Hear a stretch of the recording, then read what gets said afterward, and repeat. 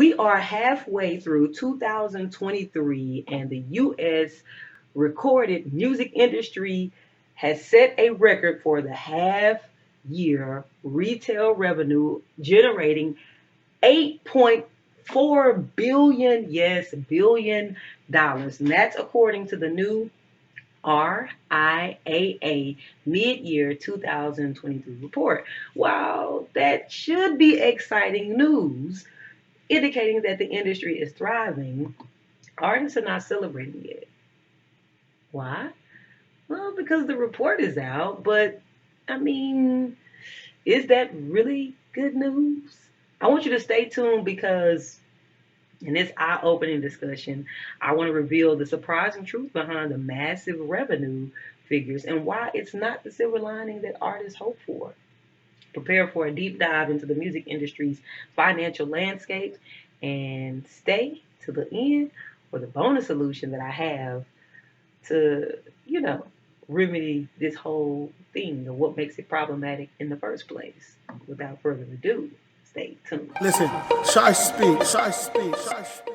Now, $8.4 billion in half a year seems like quite a lot of money, but 84% of it was earned by streaming platforms. I said 84% of it was earned by streaming platforms who we all know pay artists pennies on the dollar. Now, as we dissect this topic, I want to address this burning question. How does streaming platforms play a role in the big financial puzzle? And more importantly, how does that affect the entire business model? 8.4 billion, I mean, that just seems like it's good. Whether artists are excited or not, that's just good for the industry, right?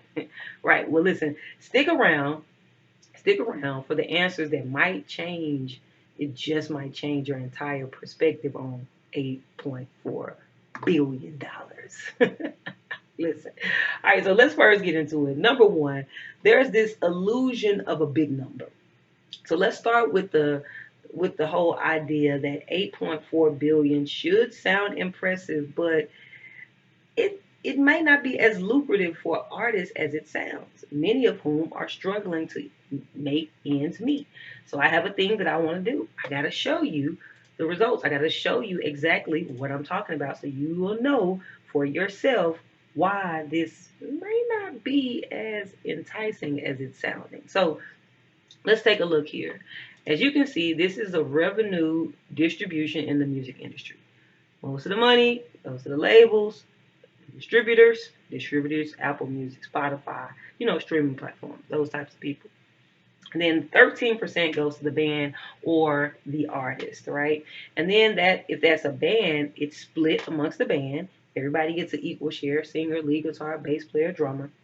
And then there's a manager who gets 15%. And then there's a business manager who gets 5%. And then there's a lawyer who gets 5%. And then there are the producers who get money. So, like, when we talk about this money, I'm not sure if it's that great of a thing. Number two, there is this dilemma with the whole streaming platform. So I'm going to look at it. Let's look at it. Now, we got to address the elephant in the room. And I mean, it's convenient for listeners, but the pay is, we don't want to get into the pay. But matter of fact, let's look at it. Okay, so shares of the streaming revenue. Out of all this money that we're talking about that's going around, 45% of it goes to the labels. 20% goes to the platforms. 16% goes to taxes. 10% goes to songwriters and publishers, and 6.8% goes to the artist. So at the end of the day, the artist is simply just getting a smaller slice of the puzzle, but that only becomes bad news because 84% of it is streaming money, right? So when matter of fact, let's keep looking because I pulled it up for you right here. And this is the numbers as of 2022. For an artist to say that, okay, $8.4 billion happened, and you're only getting a slice of the pie and a slice of that pie, then we look at the fact of, okay, how much money goes to artists? Like when the artist has their revenue, we know that they make money off of touring and live shows, bookings, right? About 36%. And then you have 21% that streaming royalties, right?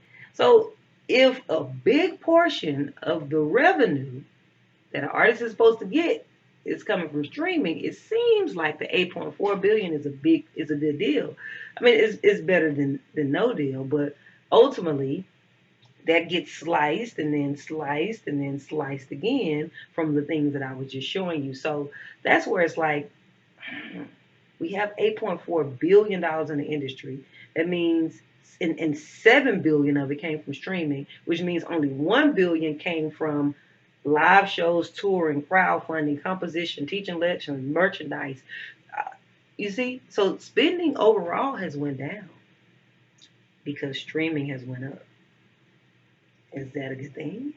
In my opinion, the answer is no. Like, I just don't, I mean, I'm not seeing how this is lucrative for the artist because, yeah, well, people are spending more money, but is that money being trickled down?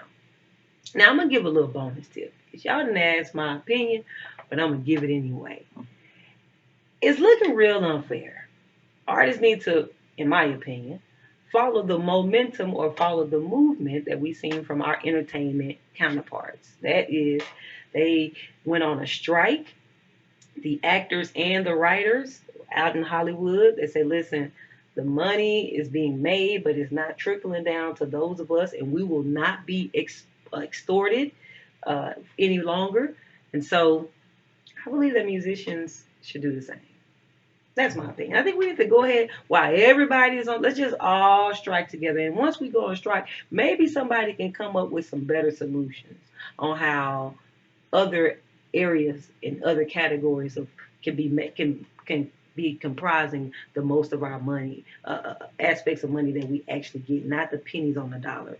22% is being made up of streaming, and streaming only is paying out pennies on the dollar. We need to be paid out a little bit more since that's comprising most of the income. I'm just saying. And they say, well, we can't do that because then it was, people were stealing the music anyway if you didn't let them stream it. And so this is a solution. At least you're getting paid something. And we're grateful for something. But I just feel like if we fall back and we lean back, somebody somewhere can come up with a better solution.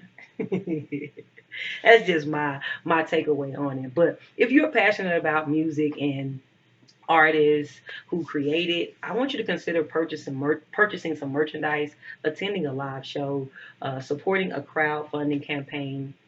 Your support can make a world of difference in an artist's career. Together, we can ensure that music industry actually becomes a fair place after all. Now, if you have enjoyed this video because you were here because you like a good business breakdown, you like a good financial breakdown, you're really interested in the music industry and how this whole thing works, well, I want you to consider liking this video if you found it helpful. And also I want you to subscribe because I love dropping business tips on this channel, unpacking business things. Again, this is an aspect of the square for me. And the square for me is anywhere where business, civics, and entertainment can all happen in one place. So please, please, please don't miss an opportunity to chime in with me. Now, I want you to think about this. We need to all take a stand together. We need to champion a more equitable music industry for artists who bring the songs we love. $8.4 billion setting records, but only a fraction of that is trickling down to the artists. I think there's something more we can do. What do you do? What do you think? Do you have an idea? Drop it in the comments. I'd love to know. Thank you so much for the conversation today. Peace. Listen, ShySpeaks, ShySpeaks, ShySpeaks, ShySpeaks. In a world where